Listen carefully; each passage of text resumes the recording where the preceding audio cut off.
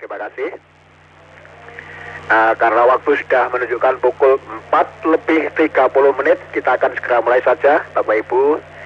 Acara ibadah di anggota Suara Kebenaran di pagi hari ini, Jumat tanggal 8 Maret 2023. Firman Tuhan nanti untuk dasar perenungan kita terambil dari Matius 2 ayat 1 sampai 23. Petugas inti untuk penyampai renungan adalah Bapak Pendeta Emeritus Sukarli. Untuk pengendali yang pertama saya sendiri, Bapak Purwati. Pengendali kedua Ibu Indah Sri Utami. Untuk doa syafaat nanti Mas Amos. Mars Suara Kebenaran Mas Yoyo. Ini yang inti yang akan melayani, membantu. Yang pertama, pujian awal akan dilantunkan oleh Bapak Radmin. Lalu dilanjutkan doa pembukaan oleh Koh Lendra. Terus pujian mengiringi baca Cik Leni yang membacakan kitab suci Matius 2 ayat 1 sampai 12 nanti Bapak Heru dari Salatiga. Dilanjutkan Bapak Hartono alias Mbah Joyo ayat 13 sampai 23. Selesai baca nanti Pak Sony akan pujian. Terus Bu Mai akan pujian mengiringi renungan Bapak Karli. Bu Sri pujian setelah renungan. Bu Rustina pujian mengiringi doa syafaat. Mbak Anna pujian syukur yang pertama. Bagi panjenengan semua yang sudah saya sebut nama panjenengan semua, selamat melayani, selamat bertugas. Untuk itu diawali dengan Mars Suara Kebenaran oleh Mas Yoyo. Dilanjutkan pujian awal Pak Radmin dan rekan-rekan yang lain yang akan melayani. Selamat melayani, Tuhan memberkati. Mars Suara Kebenaran.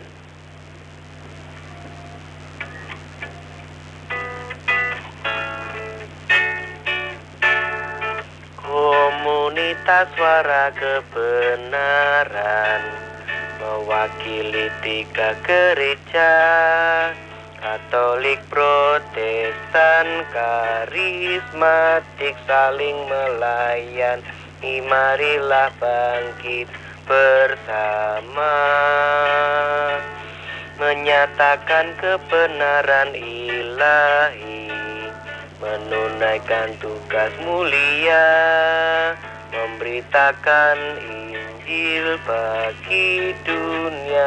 Itulah amanat agung.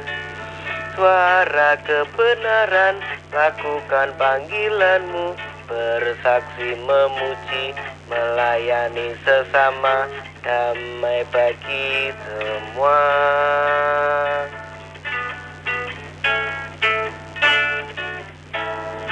Komunitas Suara Kebenaran mewakili 3 gereja, Katolik, Protestan, Karismatik, saling melayani. Marilah bangkit bersama, menyatakan kebenaran ilahi, menunaikan tugas mulia, memberitakan Injil bagi semua. Itulah amanat agung. Suara kebenaran, lakukan panggilanmu, bersaksi, memuji, melayani sesama, damai bagi semua, damai bagi semua.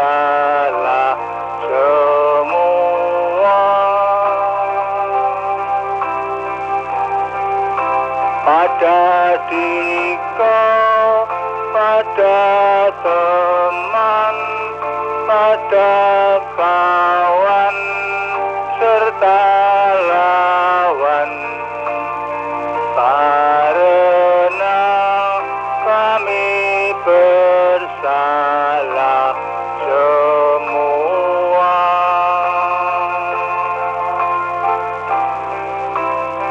Di dalam sikap benci dan hasrat cinta diri, pantaskah kami menghadap padamu tanpa maaf, tanpa ampun, tanpa berkat yang melimpah? Pantaskah kami menghadap padamu?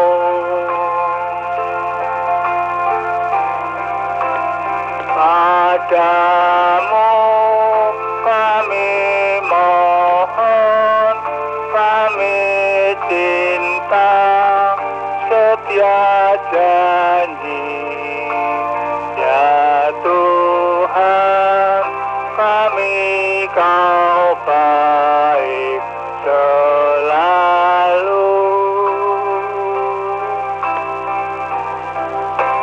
Dengan diriku, dengan teman, dengan kawan serta lawan, pada dan kami baik selalu. Doa pembuka. Haleluya, haleluya. Inilah Tuhan Yesus, kerinduan hati kami yang paling dalam pada pagi hari ini untuk menyukakan hati-Mu, untuk menyenangkan hati-Mu Bapa. Kami bersyukur untuk kebaikan-Mu pada saat pagi hari ini, sebelum acara renungan suara kebenaran pagi hari ini Tuhan. Kami menyerahkan semuanya ini yang bertugas pada pagi hari ini Tuhan. Berikan roh sukacita, damai sejahtera dalam hati anak-anak-Mu yang bertugas pada pagi hari ini. Kami bersyukur untuk kebaikan-Mu, kami bersyukur untuk kasih setia-Mu Tuhan, sehingga pada pagi hari ini kami masih dapat segar, karena Engkau menyertai, Engkau menuntun kami. Bapa, terlebih hamba-Mu yang akan menyampaikan kebenaran firman-Mu, berikan urapan-Mu yang luar biasa yang datang daripada Engkau. Bila setiap perkataan yang keluar dari mulut hamba-Mu itu Tuhan, perkataan yang daripadamu saja. Terima kasih Bapa, terima kasih Yesus. Hamba-Mu terbatas, tapi kuasa Tuhan Yesus tidak terbatas pada saat pagi hari ini dan sampai selama-lamanya. Terima kasih Bapa, terima kasih untuk kebaikan-Mu. Kami menyerahkan semuanya ini Tuhan, dari awal, pertengahan hingga akhirnya, untuk renungan suara kebenaran pada pagi hari ini ke dalam tangan kuasa-Mu. Karena Engkau mengatur segala sesuatunya Tuhan. Oleh sebab itu kami bersyukur, kami mencap syukur bagi kebaikan Tuhan. Karena kebaikan Tuhan luar biasa, karena kebaikan Tuhan tidak terbatas. Oleh sebab itu kami menyerahkan di dalam satu nama, Tuhan kita Yesus Kristus, Juru Selamat kami hidup kekal selama-lamanya. Kami sudah berdoa dan menyerahkan semua ini dalam tangan kuasa-Mu. Haleluya Yesus, haleluya. Amin. Pujian untuk mengiringi pembacaan firman Tuhan. Walau 1000 rebah. Haleluya.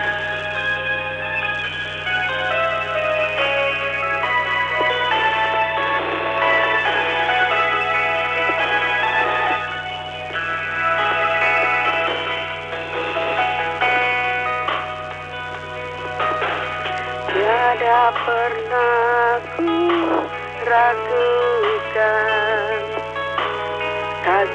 setiamu ya Tuhan. Setiap waktu dalam hidupku tak pernah kau tinggalkan.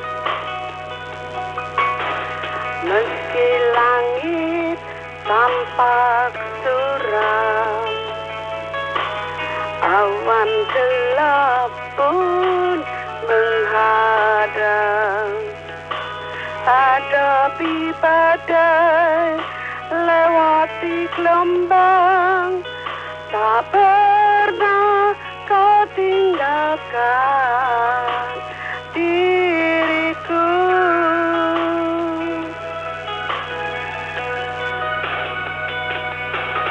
Walau seribu rebah di sisiku, kau tetaplah Allah penolongku. Walau 10.000 rebah di kananku, takkan ku goyah sebab Yesus sertaku. Haleluya. Terima kasih Tuhan untuk penyertaan. Haleluya.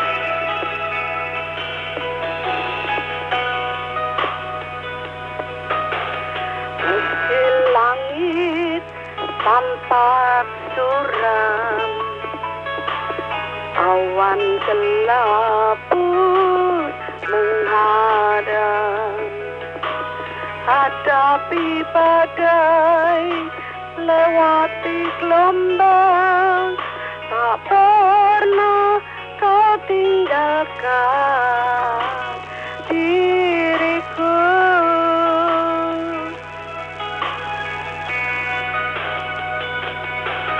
Walau 1000 rebah di sisiku, kau tetaplah Allah penolongku. Walau 10.000 rebah di kananku, takkan ku goyah sebab Yesus sertaku.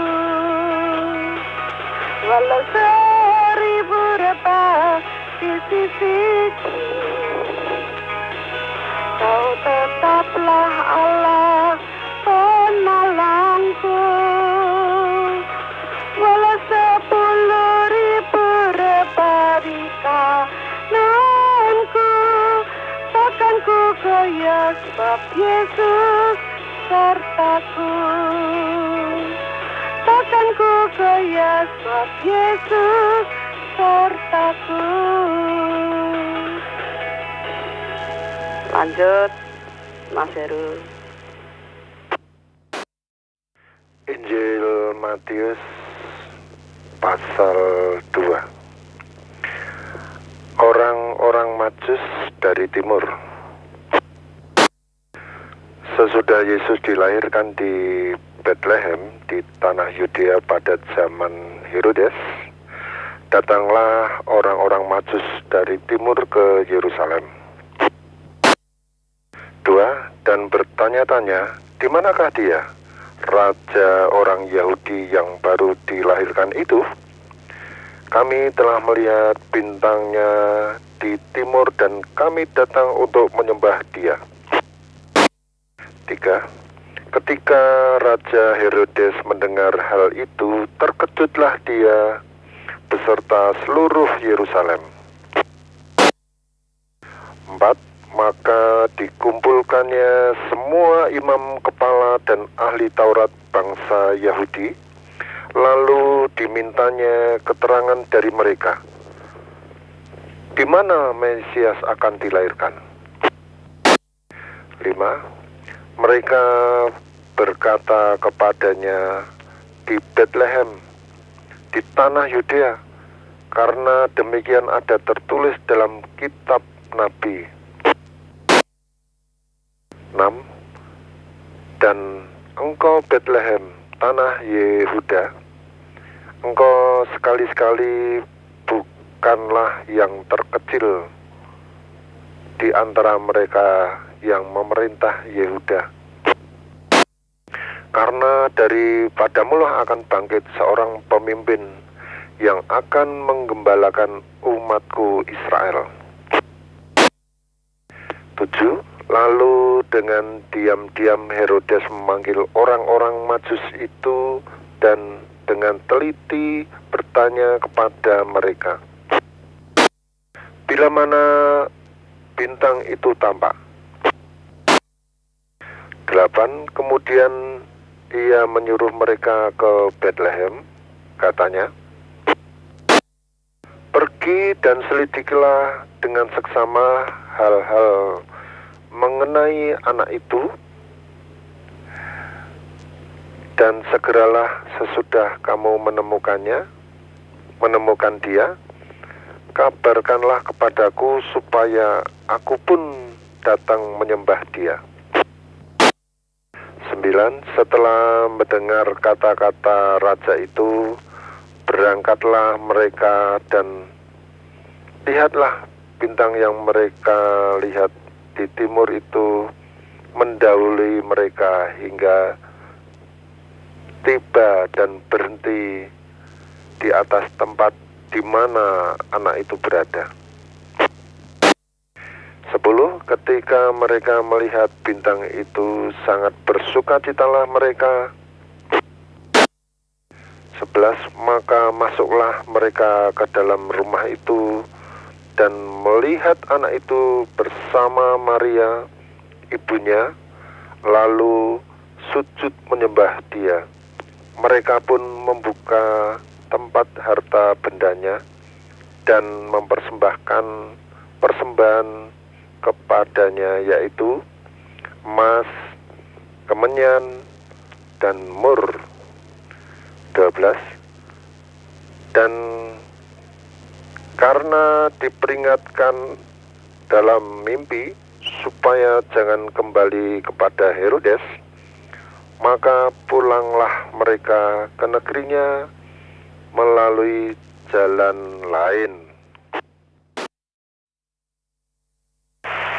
Saya melanjutkan untuk perikop yang kedua, menyingkir ke Mesir, ayat 13 sampai 15. Nanti dilanjutkan perikop ketiga dan keempat. Perikop kedua, penyingkiran ke Mesir. Setelah orang-orang Majus itu berangkat, nampaklah malaikat Tuhan kepada Yusuf dalam mimpi dan berkata, bangunlah, ambillah anak itu serta ibunya, larilah ke Mesir, dan tinggallah di sana sampai aku berfirman kepadamu, karena Herodes akan mencari anak itu untuk membunuh dia. 14. Maka Yusuf pun bangunlah, diambilnya anak itu serta ibunya malam itu juga, lalu menyingkir ke Mesir dan tinggal di sana hingga Herodes mati. Hal itu terjadi supaya genaplah yang difirmankan Tuhan oleh Nabi, dari Mesir kupanggil anak itu. Perikop yang ketiga, pembunuhan anak-anak di Betlehem. 16. Ketika Herodes tahu bahwa ia telah diperdayakan oleh orang-orang Majus itu, ia sangat marah.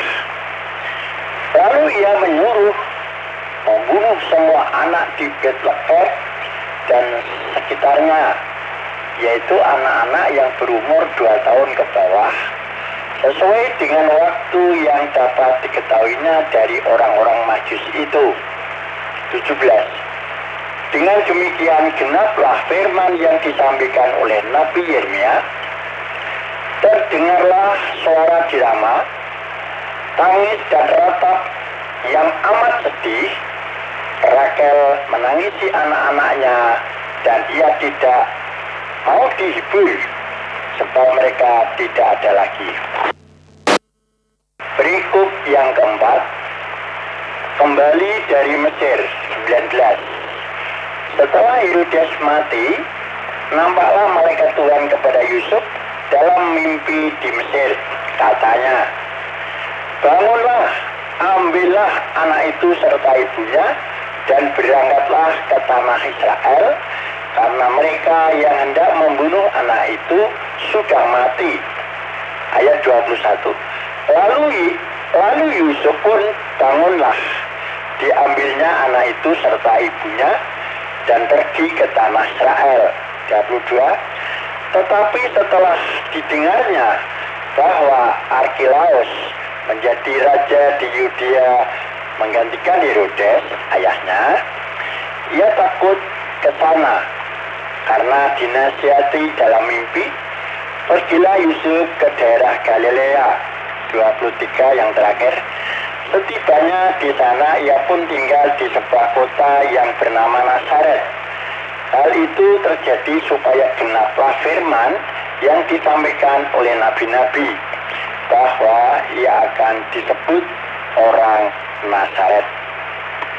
Demikianlah firman Tuhan. Syukur kepada Allah. Monggo yang pujian.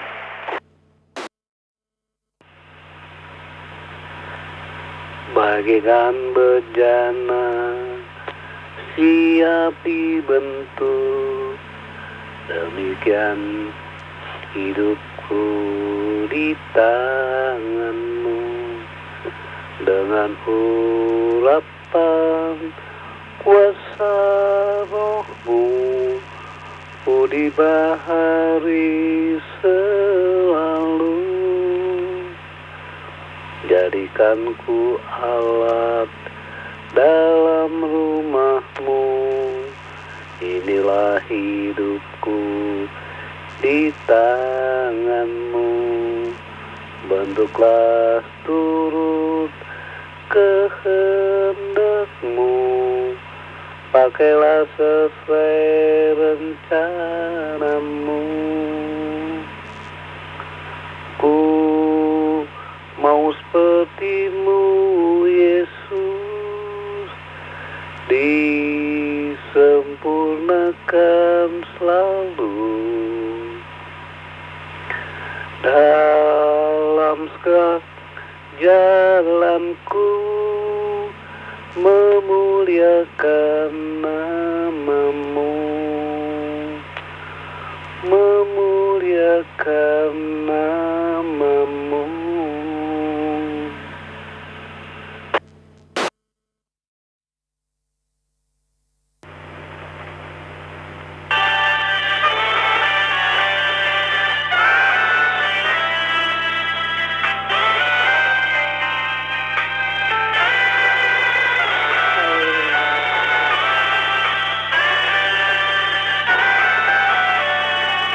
Aku datang dan ku bersujud di hadapanmu. Ku rasakan indah hadiratmu. Telah ku buka mata hatiku dan seluruh jiwaku untukku nikmati firman-Mu. Firman-Mu yang kuasa untuk mengubah sikap hati. Firman-Mu yang tegakkan di saat ku terjatuh. Penuhkanlah rencanaku dengan air sungai-Mu. Ku haus akan firman-Mu. Berfirmanlah Tuhan, karena setiap pagi kami haus akan firman-Mu. Sebelum kami melakukan segala pekerjaan kami hari ini, siap mendengarkan firman-Mu Tuhan. Berfirmanlah. Aku datang dan ku bersujud di hadapan-Mu. Ku rasakan hadirat-Mu. Telah kubuka mata hatiku dan seluruh jiwaku untuk nikmati firman-Mu. Firman-Mu yang kuasa untuk mengubah sikap hati. Firman-Mu yang tegakkan di saat ku terjatuh. Penuhkanlah rencanaku dengan air sungai-Mu. Ku haus akan firman-Mu. Firman-Mu yang kuasa untuk mengubah sikap hati. Firman-Mu yang tegakkan di saat ku terjatuh. Penuhkanlah rencanaku dengan air sungai-Mu. Ku haus akan firman-Mu. Ku haus akan firman-Mu. Monggo Bapak Karli, selamat melayani, Tuhan memberkati. Terima kasih Bu Mei.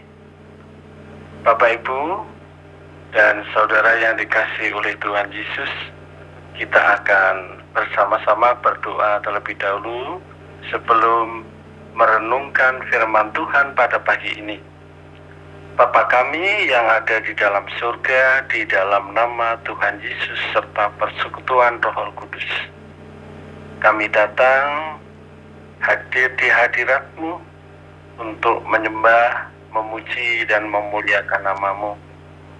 Dan saat ini kami sudah membaca firman-Mu dan akan merenungkannya. Kami mohon pencerahan yang daripada-Mu, agar firman Tuhan yang kami baca pagi ini akan menjadi tuntunan bagi kehidupan kami. Kami boleh hidup seturut dengan kehendak-Mu di dalam hidup kami, sehingga perjalanan kehidupan kami akan Tuhan pimpin, akan Tuhan tolong, Tuhan arahkan, Tuhan bimbing. Kami percaya bahwa Roh Kudus Kau curahkan atas kehidupan kami semua, dan kami memperoleh pencerahan yang daripada-Mu tentang firman-Mu yang sudah kami baca pagi ini. Biarlah Bapa, kami berpasrah kepada-Mu. Hanya Tuhan menolong dan memberkati kami, memberikan kami pencerahan dan pentuntunan bagi hidup kami. Kepada-Mu kami berseru di dalam nama Tuhan Yesus Kristus. Amin. Bapak Ibu, amin. Kita akan bersama-sama merenungkan firman Tuhan hari ini. Khususnya saya mengambil di perikop kedua. Perikop pertama saya sudah pernah menyampaikan dulu di Mairo Koco. Saat ini saya akan membahas dari perikop kedua, yaitu ayat 13 sampai dengan ayat yang ke-15. Dan saya beri judul Hidup Mentaati Bimbingan Tuhan. Sekali lagi saya katakan, judulnya ialah Hidup Mentaati Bimbingan Tuhan. Raja Herodes merasa disepelekan oleh orang-orang Majus karena mereka tidak menemuinya untuk memberi keterangan tentang raja yang baru lahir itu setelah mereka berjumpa dengannya. Karena itu Raja Herodes merasa bahwa kedudukannya kini sungguh-sungguh terancam diancam oleh raja yang baru dilahirkan itu, maka tidaklah mengherankan jika Raja Herodes menjadi sangat geram, sangat marah, dan berupaya untuk membunuh raja yang lahir tersebut, yang keberadaannya sangat dirahasiakan oleh orang-orang Majus. Itulah yang menjadi pikiran Herodes. Orang-orang Majus merahasiakan keberadaan raja yang baru dilahirkan itu. Sebelum niat Raja Herodes untuk membunuh Tuhan Yesus itu terlaksana, maka Allah memperingatkan Yusuf dalam mimpi agar membawa bayi Yesus mengungsi ke negeri Mesir, ayat 13. Karena Yusuf telah memiliki komitmen untuk tunduk pada perintah Allah, maka ketika menerima pemberitahuan itu, dia langsung melaksanakannya tanpa harus menunda-nunda. Persoalan yang muncul bagi Yusuf, sang tukang kayu itu, yang berasal dari golongan ekonomi kelas bawah, yang kini harus mengungsi ke Mesir. Apa bekal yang harus dia bawa agar dapat tetap bisa bertahan hidup, baik ketika dalam perjalanan maupun selama berada di pengungsian? Tentu saja bekal yang dibawanya adalah persembahan yang diberikan oleh orang-orang Majus kepada Tuhan Yesus, yaitu yang berupa emas, kemenyan, dan mur. Itu kalau kita memperhatikan di dalam ayat yang ke-11, orang-orang Majus mempersembahkan emas, kemenyan, dan mur. Itulah yang menjadi bekal bagi Yusuf dan keluarganya untuk mengungsi ke Mesir. Di sini ada satu prinsip yang sangat menarik, bahwa orang-orang Majus, Yusuf dan Maria, mereka dipakai Allah untuk saling melengkapi satu dengan yang lainnya. Ada sinergi yang sangat indah antara orang-orang non-Yahudi, yaitu orang-orang Majus, dengan Yusuf dan Maria yang adalah orang-orang Yahudi. Mereka masing-masing berpartisipasi menjalankan perannya demi terwujudnya rancang bangun rencana keselamatan Allah bagi seluruh umat manusia. Bapak Ibu, kalau kita tarik untuk zaman kita ini, kita semua diberi bakat, diberi kemampuan, diberikan pengalaman hidup yang bisa saling melengkapi untuk membangun rancang bangun kerajaan Allah. Biarlah keselamatan itu bisa didengar oleh seluruh umat manusia. Contohnya pagi ini, kita saling bersinergi.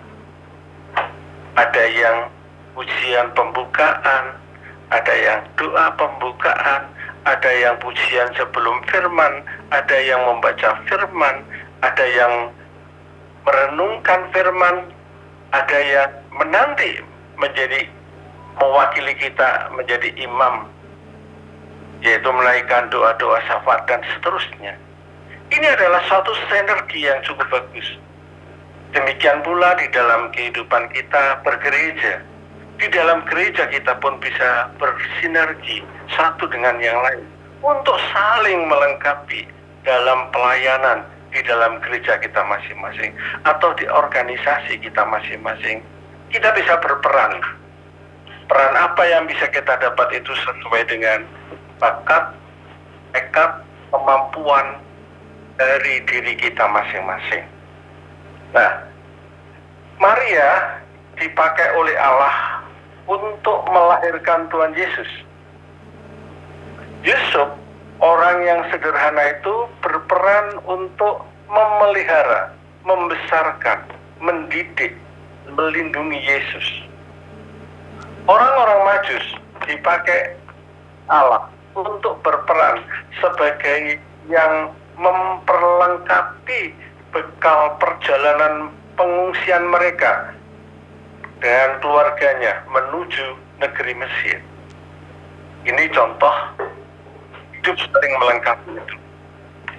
Jadi kita semua tidak memandang siapa diri kita, apa bahasa kita, apa suku kita. Kita bisa hidup saling melengkapi di dalam pelayanan supaya kerajaan Allah semakin disebarluaskan. Nama Yesus semakin ditinggikan, semakin dimuliakan, dan orang-orang mengalami mukjizat yang luar biasa dari Tuhan karena kita saling bekerja sama di dalam membangun rancangan keselamatan dari kerajaan Allah ini. Nah, bagi penduduk Palestina zaman itu, mengungsi ke Mesir sebenarnya bukanlah hal yang asing. Sebab di kota-kota besar di Mesir itu ada komunitas orang Yahudi yang berkembang sejak orang-orang Yahudi ditawan di Mesir. Kalau kita melihat Yeremia 43 ayat 44, kita akan menemukan ayat itu. Jadi orang Yahudi di Mesir itu tidak asing, untuk mengungsi ke sana pun tidak asing. Karena itu, setelah Yusuf terbangun dari tidur dan dari mimpinya, maka dengan ketetapan hati membawa bayi Yesus dan Maria untuk mengungsi ke negeri Mesir, dan dalam melindungi Yesus dari ancaman pembunuhan yang telah direncanakan oleh Raja Herodes. Ayat yang ke-14. Yusuf, Maria, dan Yesus tinggal di Mesir hingga Herodes meninggal dunia. Kemudian Allah menyuruh Yusuf untuk kembali ke Israel, ayat 15. Bandingkan Hosea 11 ayat 1. Betapa Yusuf dalam menjalani kehidupan itu sangat tunduk pada petunjuk Allah. Itu berarti bahwa Yusuf rela jalan dalam kehidupan ini senantiasa berada dalam kontrol kehendak Allah. Yusuf tidak pernah menyimpang dari petunjuknya. Yusuf taat secara mutlak untuk menjalani kehidupan sesuai dengan rancang bangun kehendak Allah. Dengan demikian Yusuf secara total menjalani perannya sebagai alat di tangannya. Jadi kalau kita menarik firman ini untuk hidup kita di zaman ini, adakah kehidupan kita selalu taat dalam menaati perintah Tuhan? Ini yang penting. Di dalam hidup ini adakah ketaatan mutlak tunduk di hadapan Allah? Ini yang menjadi kunci kesuksesan hidup kita. Memang hidup itu tidak mudah. Hidup tidak gampang. Tetapi hidup akan berjalan dengan baik jika kita selalu mentaati firman Tuhan, mentaati petunjuk-petunjuk Allah dalam kehidupan kita. Baik untuk hidup berkeluarga, bergereja, dan bermasyarakat, bahkan di dunia pendidikan, dunia ekonomi kita, dan di dalam keadaan apapun kita berpasrah kepada Tuhan, Tuhan akan mengatur rancangannya tidak pernah gagal untuk hidup kita. Melalui pengalaman Yusuf ini, kita melihat bahwa rencana Allah itu tidak pernah bisa digagalkan oleh rintangan apapun yang menghalanginya. Dia dapat memakai siapapun yang memang memiliki kesediaan untuk dipakainya dalam rangka mewujud nyatakan rancang bangun rencana penyelamatannya yang telah ditentukan bagi seluruh umat manusia yang mau beriman kepadanya. Jadi, rancang bangun penyelamatan bagi umat manusia dari Allah tidak pernah gagal, sekalipun dihalangi oleh berbagai macam kesulitan. Tetapi jika kita taat terhadap firman-Nya, maka akan ada jalan keluar. Ini yang penting. Akan ada jalan keluar. Entah dari sisi mana, oleh siapa, kita tidak tahu. Tuhan akan memakai orang-orang yang sedia dipakai oleh Allah, oleh Tuhan, untuk menyelesaikan misi itu. Nah, jika kita melihat pengalaman Yusuf, Maria, dan orang-orang Majus, juga bisa menjadi pengalaman kita yang hidup di zaman modern ini. Mungkin kita yang sederhana, yang berpendidikan rendah, yang hidup pas-pasan seperti Yusuf, mungkin kita yang merasa diri sebagai wanita yang lemah, tetapi memiliki ketulusan hati seperti Maria. Atau mungkin kita yang terpelajar, yang berilmu tinggi, yang memiliki kedudukan terhormat, yang kaya, seperti orang-orang Majus. Kita semua bisa dipakai sebagai alat di tangan Tuhan untuk mewujudkan rancang bangun rencana keselamatannya itu. Melalui pengalaman Yusuf, Maria, dan orang-orang Majus, kita dapat mengetahui bahwa rencana penyelamatan Allah bagi umatnya tidak pernah gagal, meskipun dihadang oleh berbagai rintangan. Yang Allah minta dari umatnya, bahwa umatnya bersedia untuk dipakai sebagai alat di tangannya. Ini yang juga penting. Yang terpenting adalah kita memiliki kesediaan, bersedia dipakai di tangannya dalam bentuk apapun pekerjaan itu, supaya rencana Allah itu menjadi sukses. Nah, saudara, maukah kita dipakai oleh Allah dengan keberadaan kita, dengan latar belakang pendidikan kita, dengan latar belakang ekonomi kita, apapun ekonomi kita, mungkin lemah seperti Yusuf dan Maria, mungkin menjadi orang-orang yang diberkati Tuhan dengan kekayaan seperti orang-orang Majus. Baik kaya maupun miskin bukan masalah, yang penting adalah kesediaan kita. Baik orang berpendidikan maupun tidak berpendidikan seperti Yusuf dan Maria, orang yang berpendidikan tinggi seperti orang-orang Majus tetap dipakai oleh Allah. Dan jika kami bisa bersinergi, menyatukan kekuatan, menyatukan kemauan, menyatukan tekad, kita bisa membangun dalam kehidupan kita di dalam bergereja. Rela hidup di bawah kontrol Allah sepenuhnya, itulah yang dilakukan oleh Yusuf, Maria, dan juga orang-orang Majus. Karena ketaatan secara total pada Allah merupakan jalan menuju kemenangan atas semua rintangan. Nah, ini juga penting di dalam hidup kita. Ketaatan secara total hidup kita ini kepada Allah merupakan jalan menuju kepada kemenangan atas semua rintangan. Nah, di dalam hidup ini tidak pernah kita jalan mulus, selalu ada halangan dan rintangan.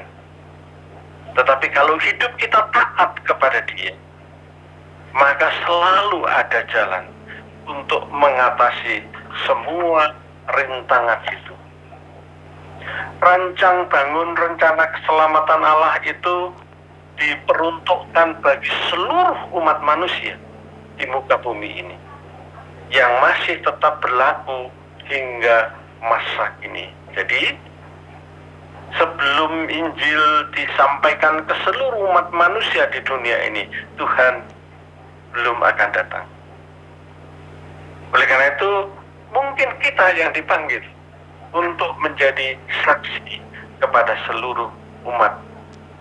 Salah satunya ialah melalui frekuensi ini, bisa didengar dimanapun jika bisa connect dengan alat yang kita pakai. Siapapun bisa mendengar. Nah, seluruh umat manusia perlu mengenal Tuhan Yesus, Sang Mesias. Saat ini Allah memilih kita sebagai alat di tangannya. Apakah kita mempunyai kepekaan untuk memahami rencana Allah itu? Apakah kita memiliki kesediaan dipakai oleh Allah menjadi berkat bagi orang lain dalam rangka mewujudkan rencana Tuhan untuk menyelamatkan hidup umat manusia? Ingat bahwa Allah bisa memakai orang-orang kaya sebagaimana orang-orang Majus, tapi Allah juga dapat memakai orang-orang sederhana yang hidup pas-pasan seperti Yusuf dan Maria. Dan ingat bahwa Allah sedang menunggu dengan sabar komitmen atau pembaruan komitmen kita untuk bersedia dipakai sebagai alat di tangannya. Pertanyaannya, bersediakah kita untuk dipakai Allah dalam rancang bangun keselamatan bagi umat manusia? Itu yang terpenting. Jika kita bersedia, maka pujilah Tuhan, terpujilah Tuhan, dimuliakanlah Allah dalam kehidupan kita, dan diberkatilah kita. Amin.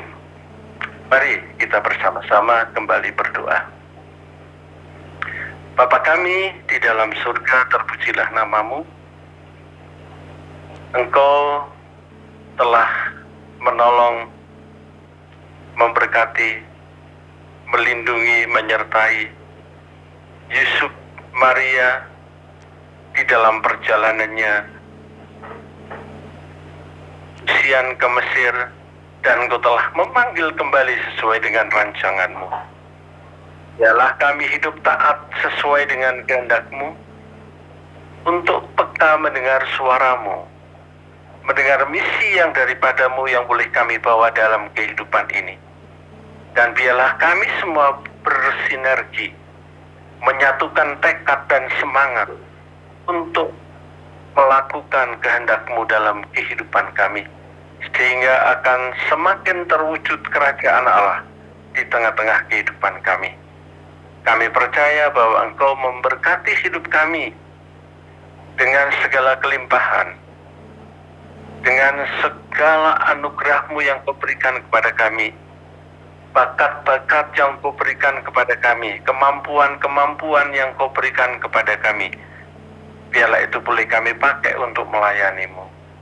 Pengalaman-pengalaman kami, biarlah itu boleh menjadi jalan untuk meluruskan rencana-Mu bagi kehidupan kami.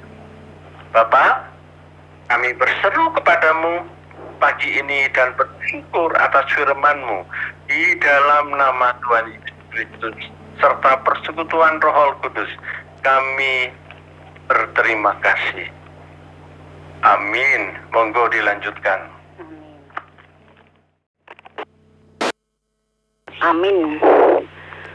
Kuasamu dan namamu-lah hendak kami sebar, dan karena itu ya Tuhan kami takkan gentar, bagaikan padi segenggam mestilah mati dipendam, supaya tumbuh dan segar di panas surya memekar. Berbuahlah, Tuhan pun besar. Teladan sudah kau beri demi deritamu, dan melalui salibmu kau terima kuasamu. Bagian kami tak lebih seperti segenggam benih melintas kubur yang gelap.